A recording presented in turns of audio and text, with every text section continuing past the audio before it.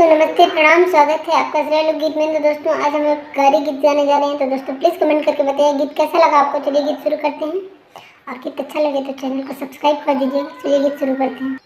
सवना भादौआ के बड़े बड़े बूंदावा हो, सवना भादौआ के बड़े बड़े बूंदावा हो, गलियन ठंडा पानी जी, गलियन ठंडा पानी जी, से गलिया घूमेनी छिनरो के कर बहिनी, काहे छिनरो घूमेलुआ के जी, काहे छिनरो घूमेलुआ के जी, घुमिला रसिया अपने महलिया हो, राउर मन काहे डोले जी, राउर मन काहे डोले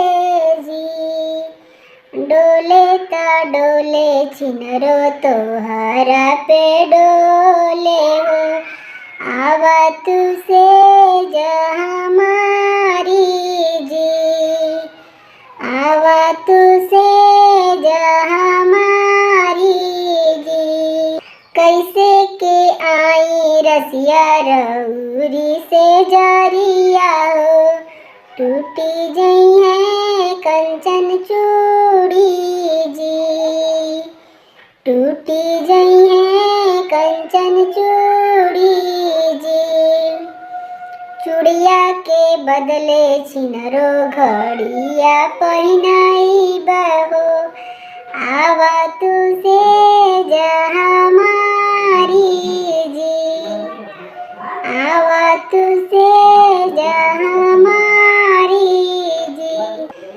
सेजिया सोवत छिनरो के भैले बिनु सहारा हो,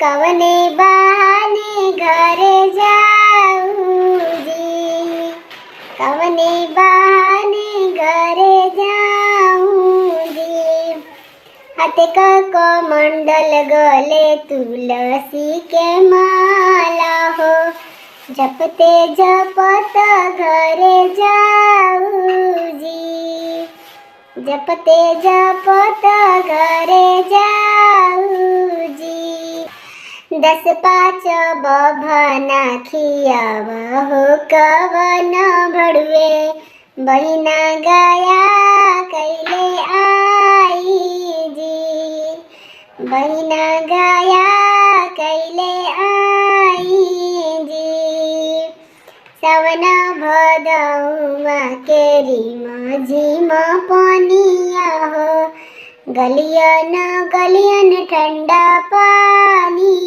जी, गलियन ठंडा पानी।